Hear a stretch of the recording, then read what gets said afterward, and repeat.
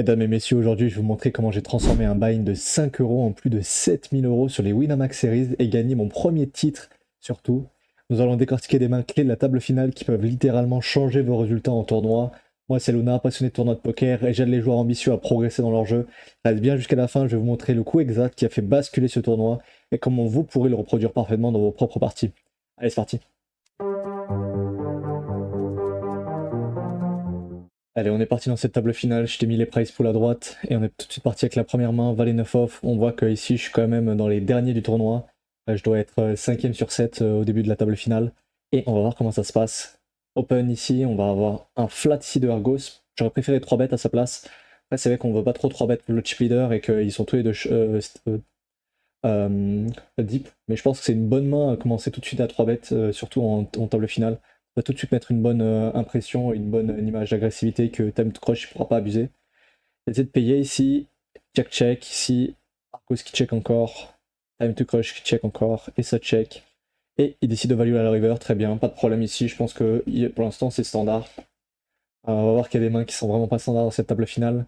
Si on a un open f8 suité, je pense que c'est jamais un open en table finale. C'est vraiment genre ultra border. D'essayer de prendre flat à 5 suité, pourquoi pas, je pense que j'aurais préféré 3 bêtes à sa place. Et en fait, moi j'ai une grosse décision parce que Prieto, je l'avais noté comme un joueur tight. Et du coup, là ici, j'avais pas envie de faire tapis, j'étais pas sûr de me faire payer par moins bien. Là, en tout cas, en y réfléchissant, bah, je pense que c'est pas si clair parce que normalement il doit open quoi, As 10 off, As Valet off. Est-ce qu'il va, normalement il devrait me payer avec As Valet suité, peut-être As 10 suité aussi. Mais ça doit être un peu limite avec ma profondeur. Je pense que 15 blind deep, j'aurais fait tapis tout le temps ici. Et là, 20 blind deep avec un short qui est largement plus short que moi. J'ai pas mal hésité ici et finalement j'ai décidé de payer plutôt. N'hésite pas à me dire dans les commentaires qu'est-ce que tu penses de mes décisions, qu'est-ce que tu penses de ce que j'ai fait.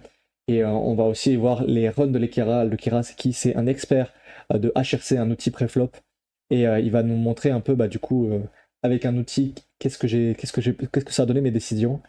Et ici, il décide bête avec 9 et 8 UT, je pense qu'il faut pur checker, il faut give up, quoi, direct, on n'a rien. Et en fait, quand les deux ont payé ici, là, je pense que je suis allé trop loin, faudra, ça va sûrement pas faire des contents, des heureux ici, mais j'ai décidé de folder. Et je me suis dit qu'en fait, le spot, il puait la merde. J'avais l'impression que sur board là, il y avait quasiment aucun bluff ici dans la range de Prieto, et je le voyais pas barrel ici. Et comme tu peux le voir, c'est un malade mental, il envoie un 2 barrel 0 equity en table finale ici contre un gars qui le court. Et il a réussi à faire fold un as, bien sûr, parce qu'il représente ultra strong. Bon, en tout cas, j'avais pas trop l'info, j'avais pas cette vision-là, en tout cas, de ce joueur-là, et ça m'a vraiment surpris quand j'ai vu le replayer des cartes à froid, parce que je pensais pas que ce joueur-là allait jouer comme ça. Mais bon, du coup, on va voir du coup qu'est-ce qu'il doit open normalement en théorie. Et tu vois que 9 et 8 suités n'est même pas pris en open, et que ça perd un peu d'argent, donc bon. Moi non plus, je l'aurais pas pris en open, en tout cas, j'aurais vraiment réfléchi, et j'aurais pas pris contre moi, en tout cas, ou contre des joueurs aussi qui ont autant de 3 bêtes que moi. Donc ouais, moi je suis vraiment surpris de son open. On va dire qu'il a open et on va voir qu'est-ce que je dois faire dans mon cas avec un flat de bouton. Qu'est-ce que je dois faire en big blind. Et on va voir la stratégie, tu vois, en big blind, c'est là, la stratégie en big blind. Et tu vois que As-Dame off et As-Dame suité, les deux c'est des pure calls. En tout cas, ça rapporte plus de payer que de 3 bêtes ou de faire tapis. Légèrement plus, toutes les décisions sont plutôt bonnes, mais en tout cas, c'est vraiment mieux contre une range normalement d'open de payer ici. Et du coup, ça montre à quel point bah, As-Dame suité, c'est pas clair de faire tapis, c'est pas clair de 3 bêtes, et que peut-être la meilleure décision ici, c'est juste de payer pré-flop. Et après, au flop, bah, j'ai peut-être, je pense que j'ai surinterprété la range, mais j'ai trouvé ça tellement strong de la part de Prieto que je me suis dit que je pouvais faire on va dire un très bon fold de folder ici, mais bon, ça s'avère que ici juste j'ai pris une mauvaise décision et ça arrive. Ici on a un fold évident, on va pas commencer à 3 bêtes contre le chip leader. On va folder ici, je pense que... j'ai beaucoup d'infos sur les joueurs, et d'ailleurs, je vais peut-être sortir Pokstat, mais bon. En tout cas, j'avais Pokstat d'ouvert in-game, je pense que je reviendrai dessus quand je ferai une vidéo plus longue. Là, c'est plus une vidéo pour aller rapidement sur la table finale, pour faire un compte-rendu aussi de ma première win de Winamax Series et t'expliquer un peu bah, qu'est-ce que j'avais comme information et qu'est-ce que ça met en place. Ça, il faut savoir que c'est le tournoi, c'est un one-time space KO à 5 euros.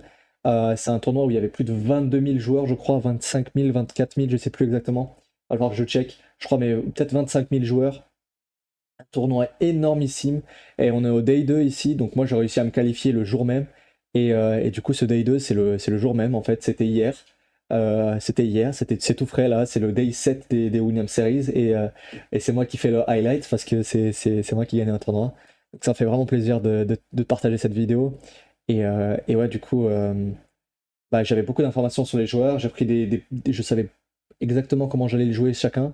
Et du coup, ça m'a vraiment étonné que Prieto il le prenne cet Open par exemple.